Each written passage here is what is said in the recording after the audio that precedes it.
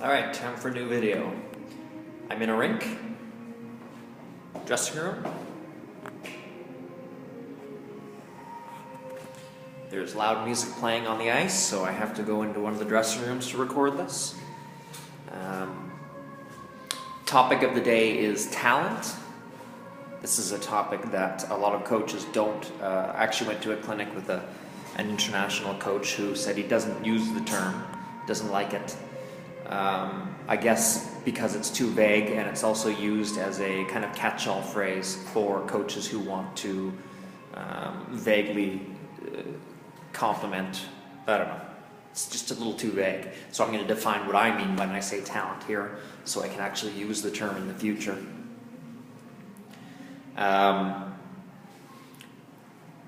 are a few offshoots to this. By the way, when I think of talent, I think of the Who's the Boss episode, where hopefully parents are of age to understand this, where Tony's daughter takes ballet lessons, and Tony's given this really big speech from the ballet coach saying how talented, what was her name, Sam is?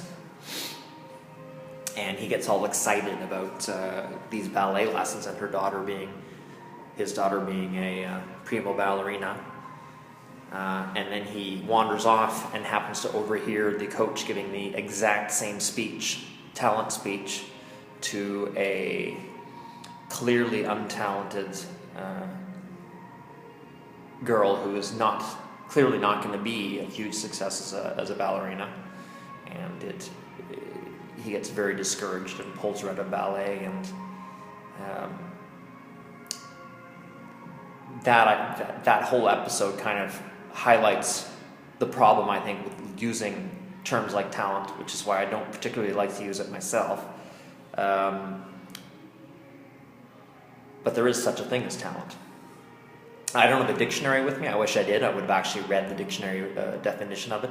But it's kind of irrelevant because we're talking about talent as it directly relates to figure skating. So I'm going to give what I consider, after many years of thought and analysis, what I consider talent is in figure skating, or at least the bulk of talent, essentially is one thing to me. And to explain this, I have to explain the way skating usually works. The way kids usually progress is they progress from stage to stage, and there are little stopping points along the way, little blocks, mental blocks, physical blocks, technical blocks, where they have to learn something new or master a new skill or master a new way of movement before they can continue past the block and then have regular progress. To me, talent is how quickly you get from block to block, how quickly you improve while you're in the process of improving, and then when you get to a block, first of all, do you stop at every block? Every time there's a new skill or a new difficult new concept to learn, to master, do you get stopped? Because talented kids generally don't stop at every block. They get stopped at every few. And I'll go over my career in a second. And then my next question is how much time and effort and training and lessons and exertion do they have to put into themselves to getting over that block and getting to the next route of progress. And to me, talent is how fast you move between the blocks, how few blocks you actually hit, and how quickly you can get through a block and into the next progression.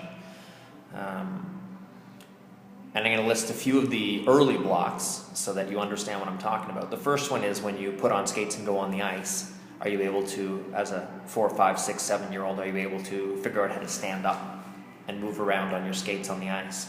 And it seems like a minor thing, but let me tell you, there are kids, I've had kids in kids skate classes for a year who couldn't figure out how to stand up and move by themselves. This is the first block, and it's a block some people just don't get over. Now, as an adult, if you're picking up skating in your mid-20s, you probably have the balance, the agility, the hand-eye coordination, the body control, that you can stand up, move in skates fairly well. So you're probably going to get past that block. But for a 4, 5, 6, 7-year-old, first time in skates, most of them can't stand up the first day. and there are very few that stand up and move and glide the first day. That's a sign of real, not only have they skipped that block, but they've advanced to a more advanced stage of learning right away, which is the second thing, by the way. The second block is being able to glide. We have something called walkers in skating, where they put on skates and they huddle around the ice like penguins, and it can take them literally years to figure out how to push and glide on their skates. And then you get into rotating a loop. There are a lot of kids that, I'd say virtually every kid doesn't rotate a loop immediately. But the question is, does it take them a 15-minute lesson to rotate the loop?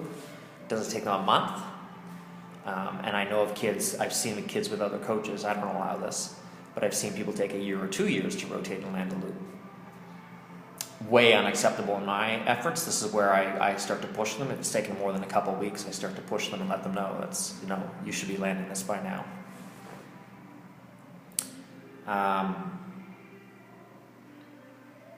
After the loop, the one after the loop I would say isn't the axle. The axle is usually the big block that people have, and the one that takes the most effort to get through and around. But I would say even before that is the concept of holding extensions. This is on preliminary dances. If you're not able to hold your leg, let's see if I can show this.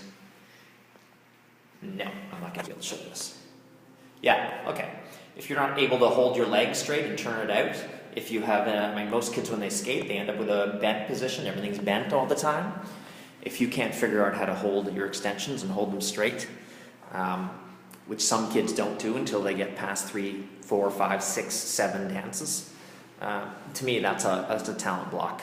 Now you can keep moving forward while not knowing that, but eventually, if you haven't learned how to hold your leg straight in the right position, turned out, pointed, strong, it's going to stop you from progressing.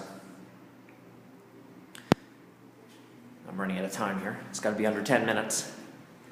So I'll say, from my perspective as a skater, the first block I hit wasn't even an axle. It was a double loop. It was the first thing in skating that I did that I couldn't land, which means I basically skipped by 4, 5, 6 blocks, 6 technical blocks, 6 skating blocks right out of can skate, right from when I stepped on the ice, which I guess makes me super talented. Yay! But then I got stuck on the loop for something like 1.5 years, 2 years, which is probably too long to be stuck on that. And then I went really a fairly long time to the next block, so wonderful. What was the point of that? I don't know. If you're going to call yourself talented at all, if I'm going to use the word talented, you've got to be able to skip a few of those blocks. I say you've got to get hit by maybe half of them. If the axle is the first major block you have, that's fine. And if I'm coaching, I expect the axle to not even be a block. I'll get into that in a later lesson, but I expect my students to be able to land an axle in 3 to 4 weeks. I've had arguments with coaches in Nova Scotia especially, where they think it should take a year on average for kids to land an axle, and I think that's absolute hokum. I think unless the kid is particularly untalented, doesn't skate regularly, doesn't show up regularly, doesn't apply themselves, or unless they were totally unready to start axles, which is a coaching error, not a skater error,